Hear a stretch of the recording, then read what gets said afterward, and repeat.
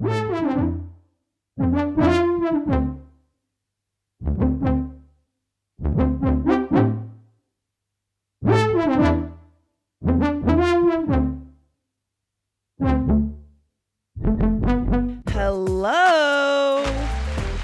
How's it going? Oh my God. Stop. Thank you. My name is Ash. This is No Eye Contact, episode 35. Welcome in. Welcome back. Welcome to and fro. We just like to have a silly old time over here. Nothing too serious. And yeah. What the fuck is good, you know? Oh, honey, this is like an active recording studio. I think you should... My fucking alarm's going off. Welcome back! If you didn't watch last week, I got a new podcast recorder. And this one has a sound pad.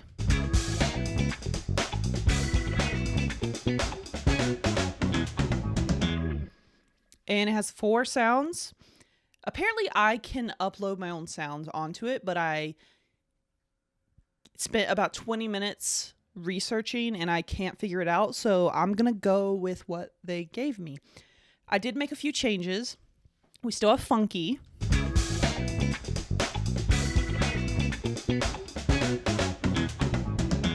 We've still got applause, which cuts off really suddenly. Love that. I've added laughter. I don't know how often I'll use that one. And I also added sad trombone. Felt, out of the 11 choices, these were the best. So that's what we're going to deal with.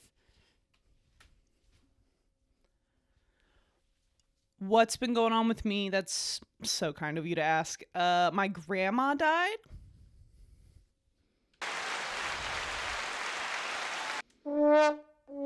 That's better. Yeah, my granny died. She had been battling, I don't know if it's a battle. She had Alzheimer's for like the last 8 years of her life. And yeah, she died a few weeks ago. And then this past weekend we had her celebration of life. Now, I've never even been to a funeral. This is my first death that is even remotely close to me. So I think I was feeling really anxious. Because it's probably better that it was a celebration of life and not a funeral. Because it was a little less sad, you know? But about 200 old farts showed up. And definitely probably have COVID now. There were people coming up to me I did not know. There were people coming up to me taking pictures of me and my brother that we did not know. They were just like, I gotta send this to my sister. Smile. We were just like, okay. We heard a guy say the N-word with the hard R. And it didn't even make sense the context that he used it in.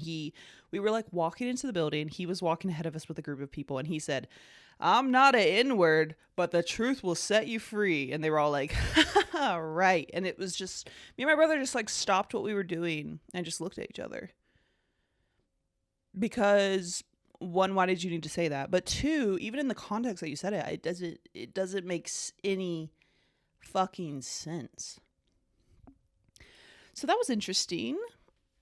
We also, in the morning before the like party part, I don't even know if I should say party, but we went to my grandparents' old farm and like sprinkled her ashes there. And it was cute.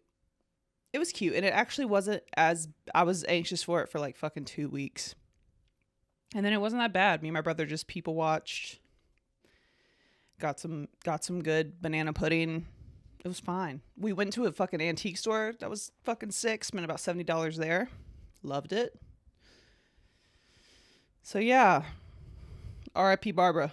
Oh, wait. R.I.P. Barbara. You were a real one. You were a fucking real one. At the same time that my grandmother died, I was having a dramatic time with my cat, Honey. And I felt like I couldn't talk about my stuff with Honey because, you know, it was grandma's time to shine. But Honey went to the vet and got put under and had 2 teeth taken out. Good job, Honey. They shaved this little fucking piece of her arm hair off for like the IV, and it's just now starting to grow back, but it looks like a little fucking chicken wing. It's so funny looking. And it's also interesting how cats, like I guess not all cats, but my cat, she's diluted calico, so she's like gray, light orange, and white. When they shaved her arm, like the color is like all the way to the skin. Like, is her skin gray and orange? Like, how with no hair on it is there still color? Like, I just don't understand. Maybe it's just a microscopic like level of hair that's still producing color. I don't know. I'm not a scientist, all right? I never claim to know what the fuck is going on. But yeah, Honey was fucking pitiful, and she couldn't eat for a while. I had to go get her soft food because she just couldn't. Her little teethers. These little teethers. Anyways, that's my baby, but I fucking hate her. Okay, so last episode was about bugs, and the more I'm realizing that, like, the more times in my life that I just say the word bug out loud, I think that they can hear me and they like get closer. Like, every time I say bug, they like crawl a millimeter closer to me. I have a note here about the bugs that says spider with Cameron, and I literally have no idea. Oh, okay, now I fucking remember. So there's so many bugs in my area. I think I live in a fucking swamp. And my back porch, like, I leave my light on all night. There's always a lot of bugs. So the spiders set up shop. They set up shop, like, in the corner of my porch, the entrance of my house. And my brother was leaving one night. First of all, his first mistake is he didn't turn the light on before he exited when it was dark outside. But so he just walks out the door and walks directly into a spider web. And this motherfucking spider had literally set up a web like right in front of my fucking door. And it was huge. It was ginormous. And then when I came out in the morning, she had packed up. She had packed up and moved. And she hasn't put the web in front of my door again. And I'm like, that's kind of a smart spider.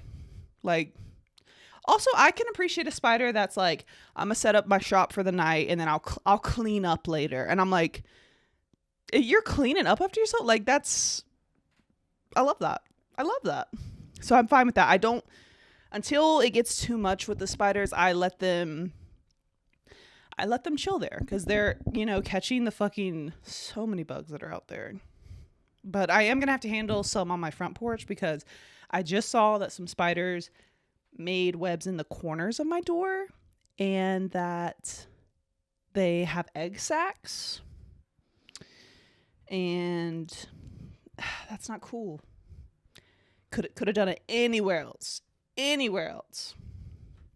But it's fine. Also, I keep fucking... I came home from somewhere and tiny ants had found Honey's food. And so they had like made a trail through my kitchen. And so I like sprayed them and shit. But now I just kind of like, I'll just randomly find ants. Like, I'll be in the bathroom and there'll just be one on the sink. Or I'll be in the living room, there'll just be one on the coffee table. Just random. It's not like there's like a line of them or a lot of them. I'll just randomly find them. Again, I think they're coming for me. I also had a repairman come to my house for the first time. Adult as fuck. It was so awkward. Because also, I don't know how to act around people who are my age. I can deal with kids. Obviously, a kid's not coming. I can deal with old people. I can deal with middle-aged people. People who are like in their 20s and 30s, I do not know what to do. And also, he was attractive. And it was just kind of like Like, I literally let him in, and I was just like, because also he was fixing my dryer. Also, as soon as you walk in my house, that's my laundry room. So, like, he's here. And so I was just kind of like, okay, I'll be in the other room if you need me, and just left. And then he had to come twice. He, like, diagnosed the problem. I thought he was going to fix it the day of. Like, how do you not just have items in your van? Like, anyways, so he came to diagnose that my belt was broken. And so then he had to come back like a week later. And the second time was less awkward, but it's just like, I don't know how to talk to people my age. I feel like I know that we are on the same like age range, and it's cool, but I feel inferior. Like, I feel like I'm still a child for some reason. But it was fine. And, you know, next time I have a repairman come to my house, I'll know what to expect. I'll feel more prepared. Yeah. Oh, okay. I was appraising a house. This is embarrassing. I was appraising a house, and I had to ask this lady to get up off the couch and like get out of the living room so I could take a picture, because I can't have people in the pictures. And she made a noise when she got up, but in my fucking tiny little peanut brain, I thought it was a cat meowing, and I was like, did I just hear a cat? And she was like, no, I think that was me. And I'm just like, but it's like, as soon as I said it out of my mouth, I'm like, I know there's not a cat here. I know. Also, speaking of embarrassing moments, I had a memory from probably like my freshman year of college. I don't remember. But that I told my dad that the song Where Are You Now by Justin Bieber, Jack U, Skrillex, and Diplo was the song of my generation. And then I think I played it for him. But this is especially embarrassing because I wasn't even like, I can't even be like, I was in high school, because I was in college. But honestly, so since I had that memory, I re-listened to it, and honestly, I stand by it. It's a good fucking song, okay? Whoever's on the recorder, slay. Slay! But yeah.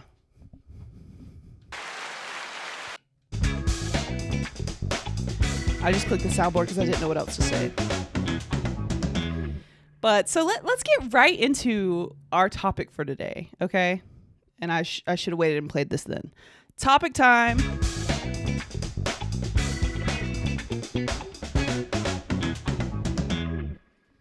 The Museum of Failure.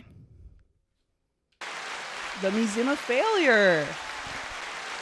I'm going to read a little blurb that was on the Museum of Failure site about it, just so we can understand.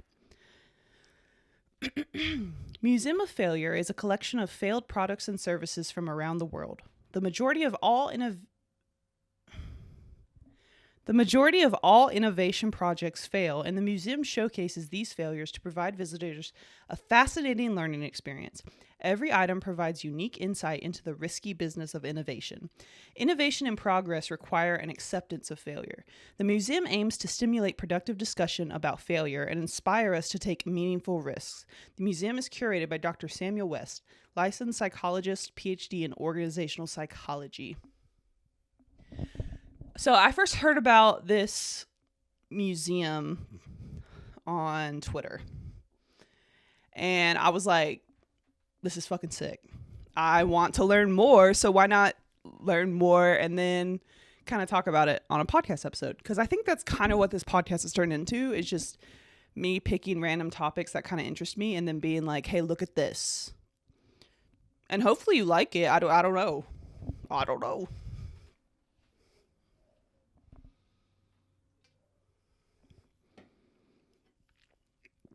Nothing like a crispy 7-Up. When's the last time you had a 7-Up, dude? 7-Up fucking slaps. All right, so basically I combed through the Museum of Failure's website and I picked a couple of, I don't want to say favorite's a strong word, just a couple of failure product type thingies that interest me, you know? So we're just going to go through them. So first up, the DeLorean DMC12, which is, if you didn't know, the time machine from Back to the Future. It's the car with like the suicide doors, right? So the first prototype was made in 1976 and it was marketed as a luxury sports car, but they literally could not get the engine. They could not get an engine that had enough power to power the car. And so the car was extremely slow. And then the panel was made out of stainless steel, so you had to constantly polish it. And you know, the car of the future sucked. So the company went bankrupt and it was only on the market for 24 months. But hey, it'll live on forever as being the time machine from Back to the Future. So that's kind of a slay, you know. So shout out DeLorean DMC12. Thank you. Next up, we've got Coca Cola 2. Coca Cola 2. So after World War II, Coke had 60% of cola market shares. And then by 1983, they went down to 24% because Pepsi entered the ring. And this is a quote. Market analysts believed baby boomers were more likely to purchase diet drinks as they aged and remained health and weight conscious. Growth in the full calorie segment would come from younger drinkers who at that time favored Pepsi by increasing margins. So Coke is losing money to Pepsi. Coke is losing money to diet drinks. And so they're like, fuck, we got to do something big. So in 1985, they made a new formula for Coke and they just called it New Coke. New Coke. However, apparently it tasted like shit and the public reacted negatively. So then they reintroduced their original Coca-Cola formula as Coca-Cola Classic. And it boosted sales because everyone was like, oh, thank God, because that other shit sucked. But some people think that like the new Coke was all just a ploy to like get the original Coca-Cola that boost, because otherwise it would have just like remained the same maybe. But then when they like brought it back, you know what I'm saying? And then in 1990, they renamed New Coke to Coke 2. I like Coke 2. I think it's kind of fire. They discontinued it in July 2002. It had 120 months on the market. So shout out Coca-Cola 2. Slay. All right, now we have the Nokia Engage.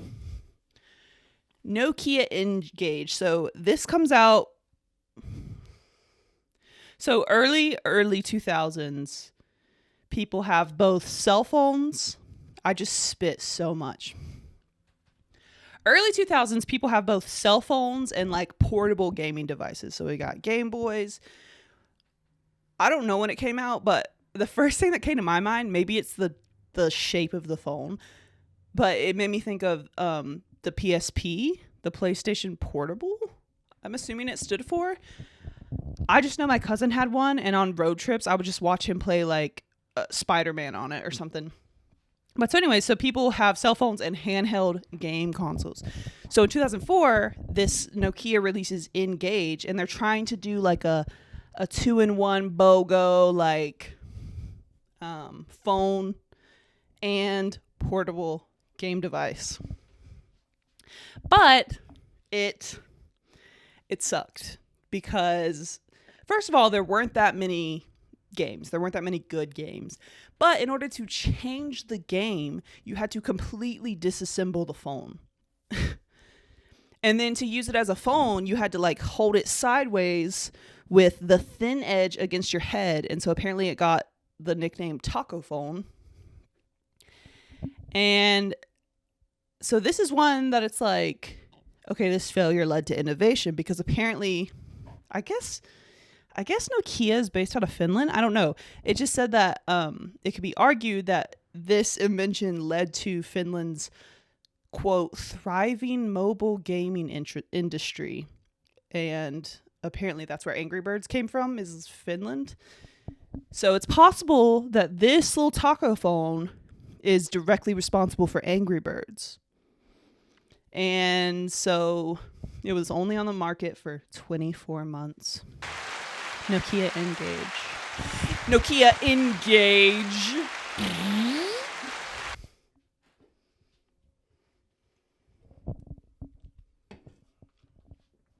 Oh, here's a good one. Olestra. So, 1990s, everyone is obsessed with health, with low calories. Later on, we're going to talk about another product where people were obsessed with stuff being clear, but that has nothing to do with that. I don't know why I brought it up. So there's a low calorie craze in the 1990s, and this is when low calorie chips are launched. In 1996, this thing called Olestra is approved by the FDA as an additive to these chips to substitute fat, and it adds no calories. Sounds awesome, right? Our parents definitely probably ate this or got us to eat it if you were a 90s baby. So at first people were like, slay. No fat in these chips. Let's fucking go. We got fat-free Wheat Thins. We got fat-free fucking Pringles. Let's fucking go. But so then it starts to lose popularity because there's side effects. So if you ate a lot of it, so say you're like, I'm going to sit down and eat this entire bag of chips and it's fine because it's fat-free. That was also their fear a little bit, is that, oh, sorry, I'm getting ahead of myself. So if you consume a lot in a short period of time, then your body can't absorb the substance and it caused gastric cramps and diarrhea. And so it became known for anal leakage. Olestra became known for anal leakage. And so I can't remember if the FDA was like, actually, you know what, never mind. But basically people started to get scared that like, oh, if we fucking add this and people put fat free on everything, then it might inspire people to eat like way more of this food because in their little fucking pea brains they think it's healthy. It's not healthy. It's slightly healthier, but it's not healthy. But so Olestra only had 48 months on the market. Shout out Olestra. Rejuvenique. I feel like this probably, led to the innovation of a lot of other beauty products. But so basically, it's this terrifying fucking beauty mask that uses electricity to tone the facial muscles is the idea. So you literally wear like this fucking like Hannibal Lecter mask. And the instructions were that you're supposed to strap it on your face for 15 minutes, 3 to 4 times a week. But then it got really negative reviews because it was very uncomfortable. One user reviewed it and said, quote, "It feels like a tiny 1,000 ants are biting my face." It was also never safety approved. It only lasted for 12 months on the market. Shout out Rejuvenique. Shout out. All right, Google Glass. I like vaguely remember this when it came out. So Google was like, this probably honestly,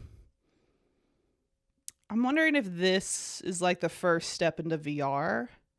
I don't know. Anyways, so they wanted to make smart glasses that have a built-in camera, they have voice controls, and they have a, quote, revolutionary screen. No idea what that means. So they start announcing it. It's $1,500, but that's not even like a finished product. It's just a prototype. And so people paid $1,500, got this fucking prototype, and the technology just didn't really quite work. the built-in camera raised privacy concerns. I think there were a few countries that actually banned them because they were like, that's fucking weird to have a camera on all the fucking time. Like, that's weird. And then the people who had them started to be called glass holes. And Google Glass only lasted for 36 months on the market. Thank you, Google Glass. Oh my God, this one blew my mind. Okay, so I'm gonna set the scene for you. So 1965, Hasbro. Wait. 1965, Mattel, who makes Barbie, is slaying. She's slaying, right?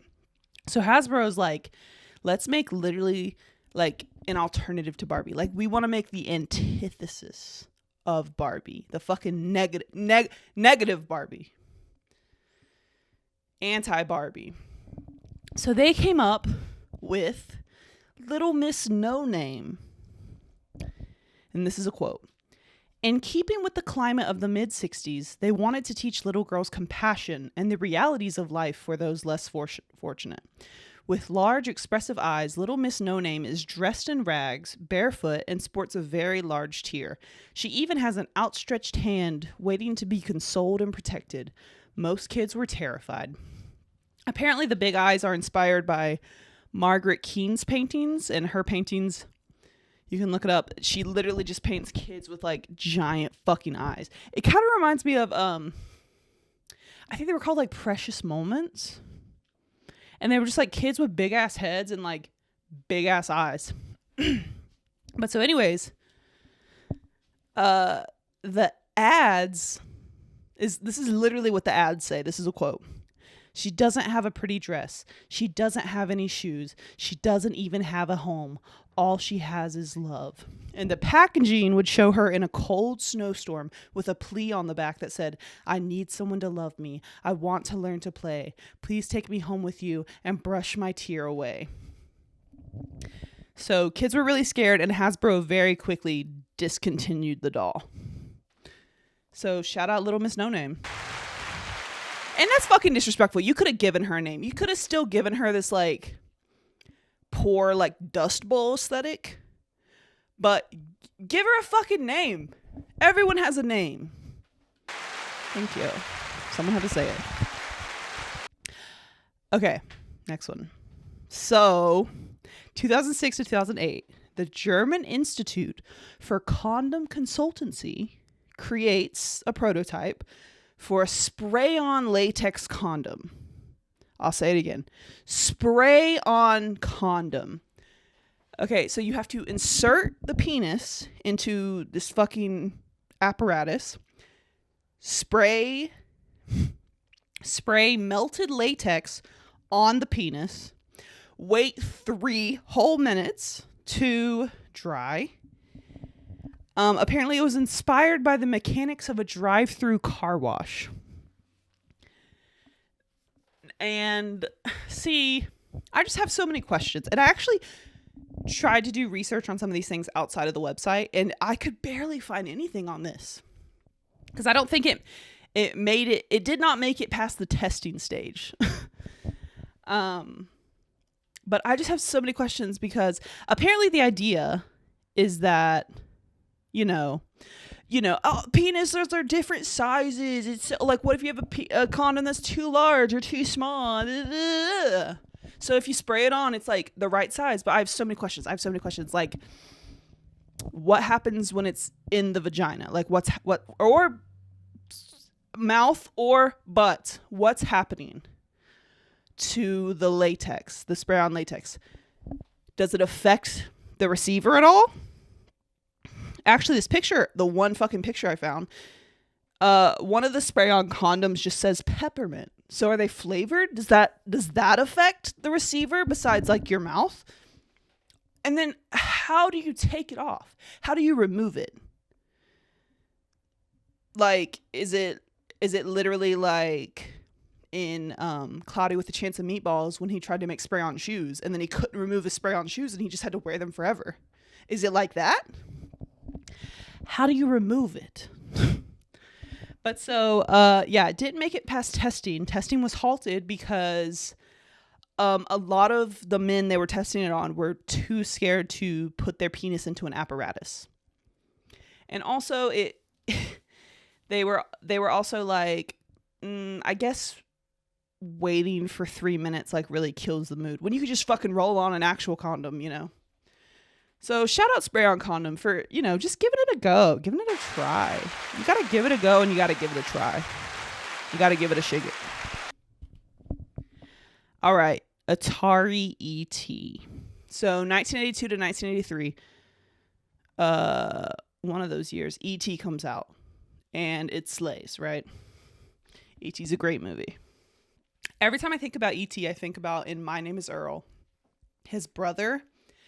Every time they bring up ET or he sees ET, he just goes, I love that little monkey. And it makes me laugh every time. I love that little monkey. But so ET comes out, it slays. And so Atari's like, fuck, we have to create an ET video game by Christmas. Because the kids are going to love this shit. The kids are going to gobble this shit up. So they only had like 5.5 weeks to build it in time for Christmas. And so they rush, get it out for Christmas, and it fucking bombs. The customers said that the game was difficult to play, it was clunky and redundant. It moved 1.5 million units, but that was lower than expected. And apparently Atari reported a $536 million loss. $536 million loss in 1983. And this is a quote. They literally buried the game by dumping many surplus cartridges into a New Mexico landfill. And I found pictures online of Atari ET games in a landfill. Like that's so crazy. Like, is there not a way to like reuse the cartridge? Like rip the sticker off, get the fucking metal part out, the game part, melt that shit down, make another game. I don't know. What are we doing? And apparently it is often cited as the worst video game of all time. Slay. Okay, here we go. Crystal Pepsi. This is one that I've heard of before. So in the 1990s, along with the like health craze, there's also something they call it a clear craze, because marketers just became obsessed with this idea that clear equals purity and health. And so Pepsi creates Crystal Pepsi, a clear soda, and it was an instant success for a few weeks. But then it fucking flopped because it didn't taste good. It only lasted from 1992 to 1993. Now, you might be like, I've had Crystal Pepsi. So it got kind of like a little cult following. And so there was a few times that they would bring it back. And I'm guessing they changed the recipe so it actually kind of tastes good. But I think regular Pepsi is trash. So get fucked. Trump the game. Bow, bow, bow, bow. That's right. Trump the game. This is from 1989 to 1990. It's inspired by Trump's real estate business. It's about buying and selling real estate. Doesn't that sound fun? Doesn't that sound like a fun time? It was described as a boring and complicated version of Monopoly. But Trump said it was more sophisticated than Monopoly. Yeah. And then they relaunched it in 2004 due to Trump's popularity on The Apprentice, and it flopped again. One review said, it's not a game you want to play again. Slay.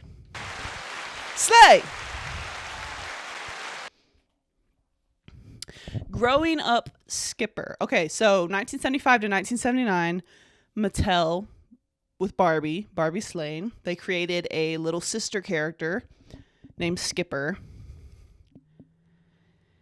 And then about mid-70s, they're like, you know what? Skipper needs to grow up a little bit. Skipper can't be like a kid forever. So they created a doll called Growing Up Skipper, in which, like, when you get her out, she's how she has been. I'm guessing like a 12-year-old, prepubescent, you know? And then you twist her arm and she grows like an inch. So she's taller. And then also her fucking chest inflates. So now she has titties. And then when you rotate her arm back, flat chested, gets short again. Mattel was criticized for this doll for sexualizing a teenage girl. And that's all the info I could get on that. Slay. All right, mobile ESPN. Mobile ESPN. So, in 2006, ESPN promises all sports all the time in the palm of your hand. And that really sounds like something I want. You know, I think I was the target demographic, so I think it's fair for me to judge this product because I love sports all the time. And I wish I could have them in the palm of my hand.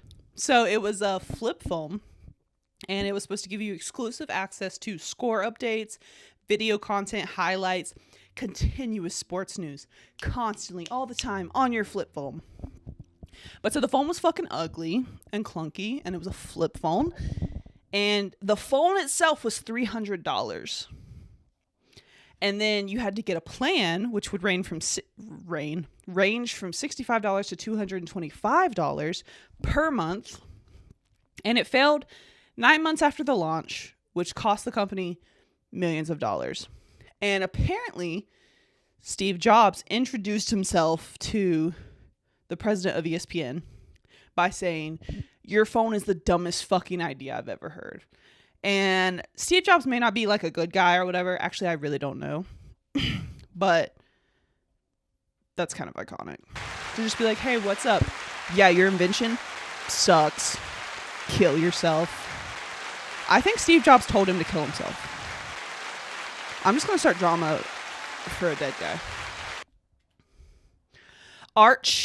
Next product. Arch Deluxe. McDonald's.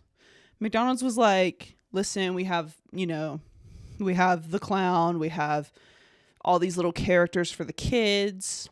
We want to appeal to an adult audience. So let's make an adult burger. They invest $3 million in marketing research and developing a new hamburger with a more adult taste. The advertisement showed children frowning and disgusted by the burger for adults. This is a quote. "It's a 1/4 pound of beef on a split top potato flour sesame seed bun, topped with a circular piece of peppered bacon, leaf lettuce, tomato, American cheese, onions, ketchup, and a secret mustard and mayonnaise sauce." They were trying to appeal to, quote, urban sophisticates, and it was marketed as a burger with grown-up taste. They discontinued it in 2000 because nobody gave a fuck. Nobody gave a fuck. And I thought this was interesting. I don't know if I'm saying this right. Bofors Toothpaste. Bofors these nuts. Bofors Toothpaste. Okay, so AB Bofors is a former Swedish arms manufacturer associated with the iron industry and artillery manufacturer. And then in the 1960s, they were like, we need to branch out from like guns and iron and make, quote, peace products. So they made toothpaste with artificial sweeteners and microplastic beads as a mild abrasive. But in 1971, rumors started to spread that the beads remained in your body for months with bad results. And so it was quickly discontinued. And then I just have a few quick shout outs, inventions. Nike Magneto. Nike was like, we're going to make futuristic eyewear. We want to make sunglasses that don't have the legs. They just sit on your face. In order to achieve this, you had to glue a magnet on your face. That way the fucking eyeglasses would sit on there. Obviously, it's a flop.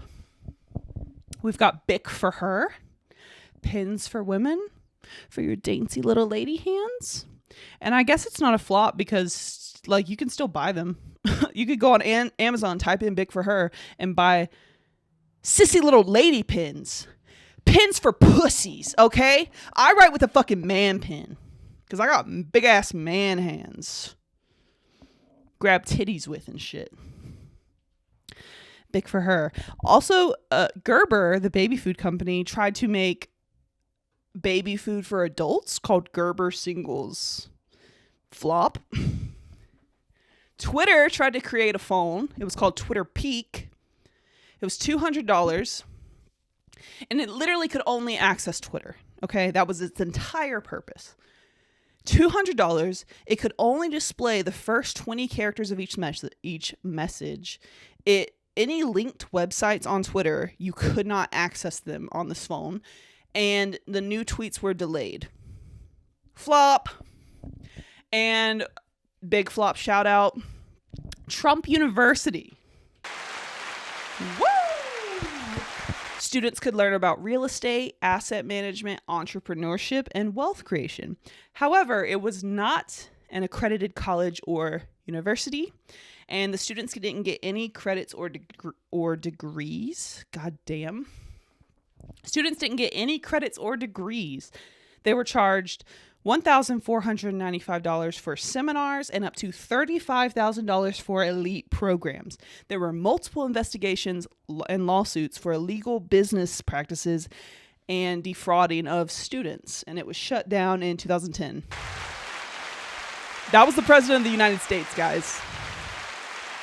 That's really cool. He's got, a fraud university and a sophisticated Monopoly board game. Let's go, Brandon.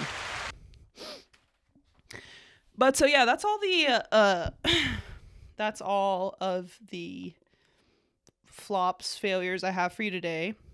But don't go just yet, because it's also Leo season. And let's get a little topic change for Leo season.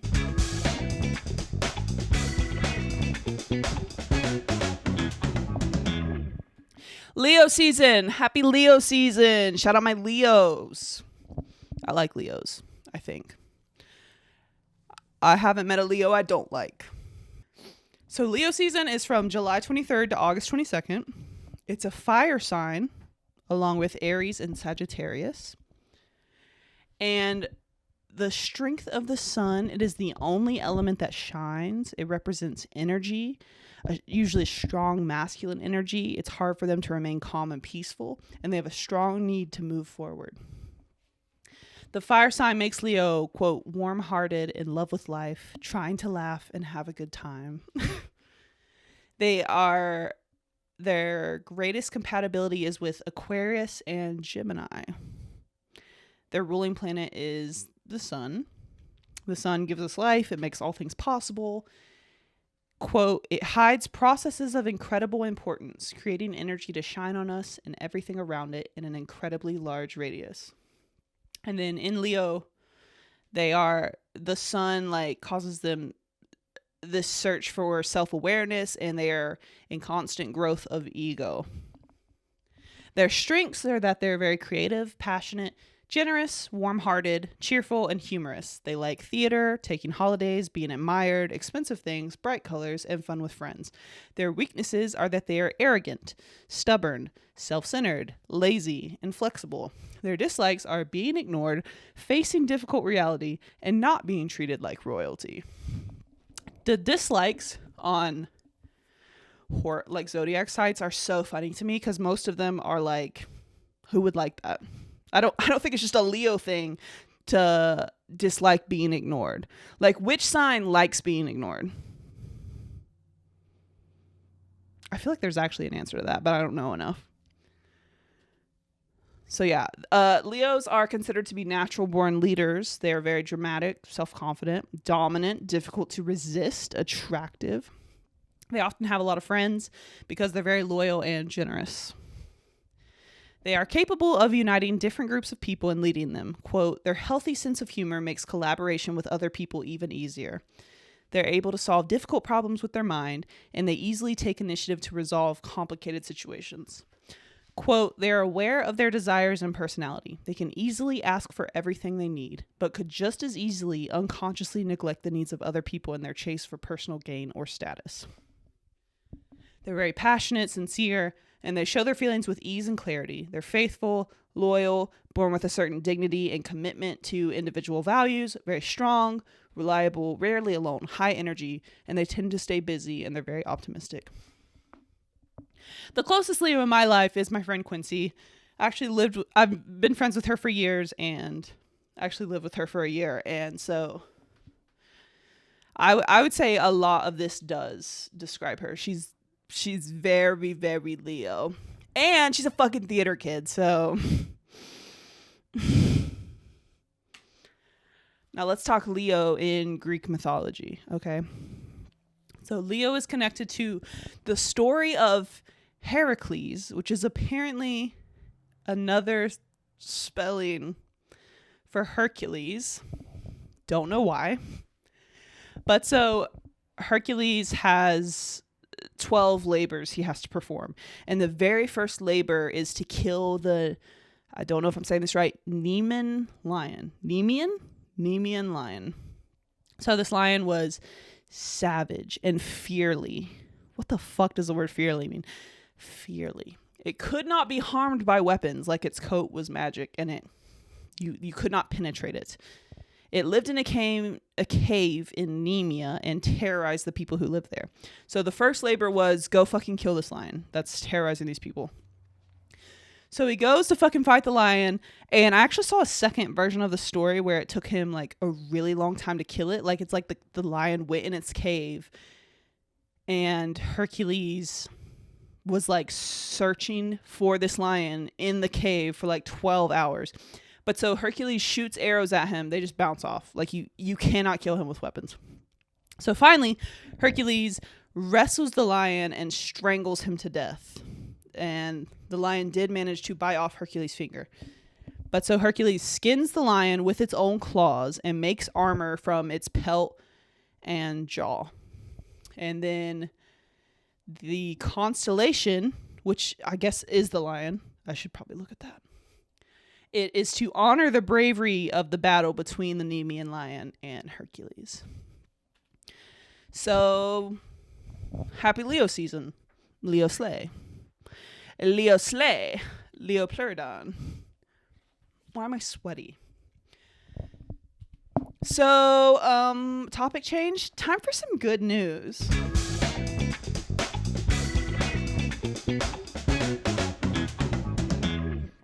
I've got 3 good news for you.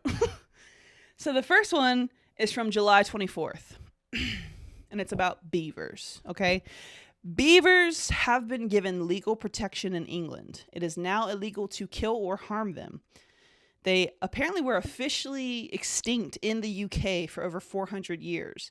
Due to illegal releases, beavers have begun to repopulate with an estimated 800 living in the wild.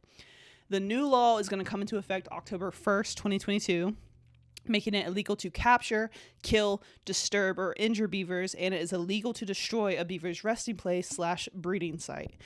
And here are some facts about beavers and why this is important. So beavers are considered a keystone species, which means they are important to maintaining the ecosystem. In wet areas, the dams that they build can slow down floodwaters. In dry areas, they create ponds that can restore moisture. They can even help areas that have had wildfires recover from that. Beavers can dam streams and rivers and create ponds where other wildlife and plants thrive. In beaver-made wetlands, there are 33% more plant species, and there are 26% more beetles. I don't know what the beetles, maybe beetles are a keystone species too. So anyways, go fucking beavers. Good for you, beavers. Good for you. August 1st, This is from August 1st, sorry. In 2021, Boyan Slat, who is a Dutch inventor and CEO of the Ocean Cleanup, successfully created a prototype that cleans up plastic in the ocean. Since August 2021, the System 2, also nicknamed Jenny, has collected 220,000 pounds of plastic. They are creating a System 3 that captures plastic 10 times faster than System 2. And so far, the ocean cleanup has gotten 250,000 pounds from the Great Pacific Garbage Patch. Slay. Slay! This one's from August 2nd. So scientists have been doing surveys on soil-borne microorganisms in Scotland's Cairngorms National Park. And they found notable DNA strands, including a new fungi called a rare violet coral fungus. And this is just an indicator of the grassland's health. And that's a slay in my book. So yeah, dude, that's all I got for you. If you watched this long, thank you so much. If you didn't, fuck you. I fucking hate you. My name is Ash. This is No Eye Contact. It's on, YouTube, Spotify, Google, Apple Podcasts. Give it a like, give it a follow, give it a rating. Just do whatever the fuck you want, or don't. It's fine. But yeah, genuinely, if you watched, thank you so much. And I've decided I'm going to be posting every other week. So I will see you in 2 weeks. Thank you. Okay, bye now. Okay, bye. See you later. Go. Get skedaddle. Get the fuck out of here!